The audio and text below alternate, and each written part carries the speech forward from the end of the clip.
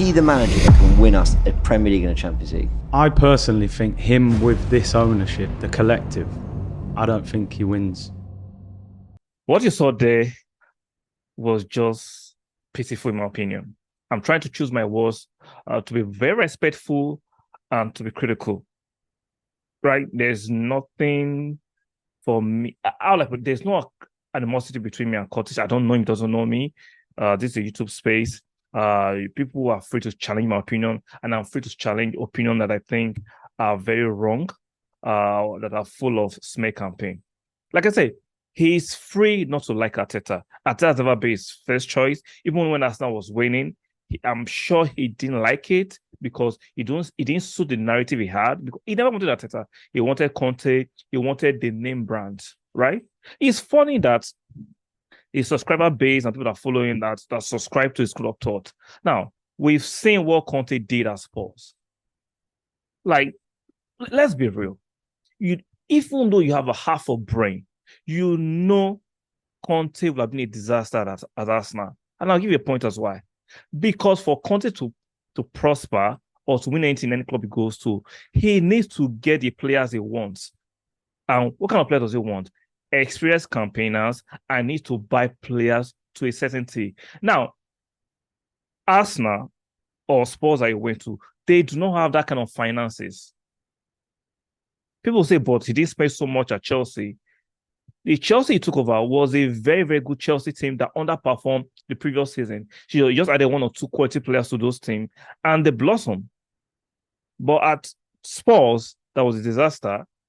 If you do not buy Conte the kind of players he wants, and you do not spend excessive money and buy veterans or near pensioner players, he doesn't work.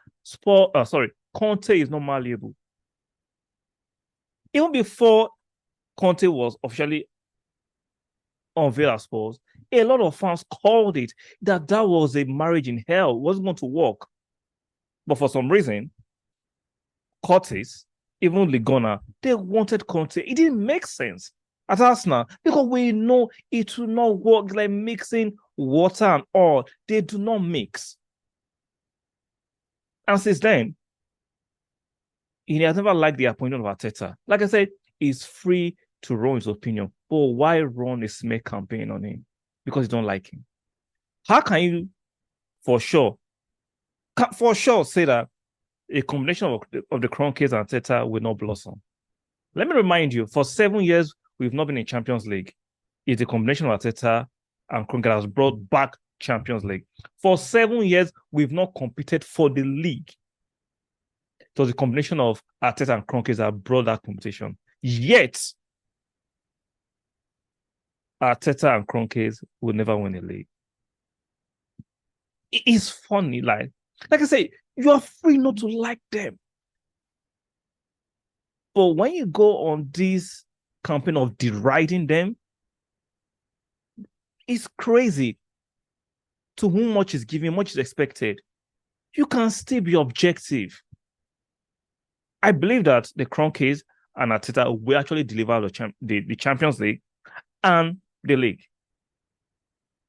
We've seen the symptoms of the trade since the last 3 years. The Kroenkes have been investing. Actually, even paid off players that are not quality. They pay them off because they want to rebuild a winning team and a winning culture. You cannot turn a blind eye and say the Kroenkes have not changed. We've tied down Saka, Martinelli. I'm sure Saliba will follow suit because we can pay the premium wages any club on earth can pay. We might not be as rich as Manchester City or Newcastle or Real Madrid, but we can pay whatever wages those clubs are willing to pay. How can you, regardless of your vendetta against this both the Kroenkes and Arteta, be definitely say that we will not win? But the managers you rate are struggling. He wanted a Jose, he wanted a Conte, and both managers will never make. Their philosophy doesn't suit Arsenal. We don't buy old veteran players to win. The style of play is not the kind of style of play that is synonymous to Arsenal. So I don't get it. Clip your ego. See, smart people, regardless of their stand, with new information, can actually adjust and say, okay, I always thought the Kroenkes would never invest.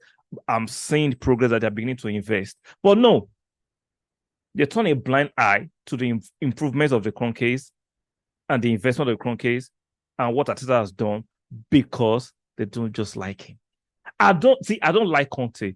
Doesn't mean Conte is not a good. He's a fantastic. I will not consider a world-class manager or coach, but he's a very, very good coach. He has won the league in England. He has won the league in Juve.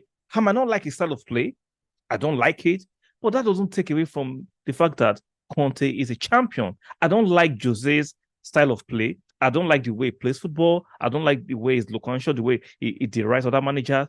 But that doesn't take away from the fact that he is a fantastic world-class manager who has won the Champions with Porto, won the league in Portugal, the league in Spain, league in England, league in Italy, a league in... I would like deride a Jose Mourinho because I don't like him, but his achievement shows that he's a world-class manager. But personally, I don't like him. But I will never take away his achievement or deride him on that.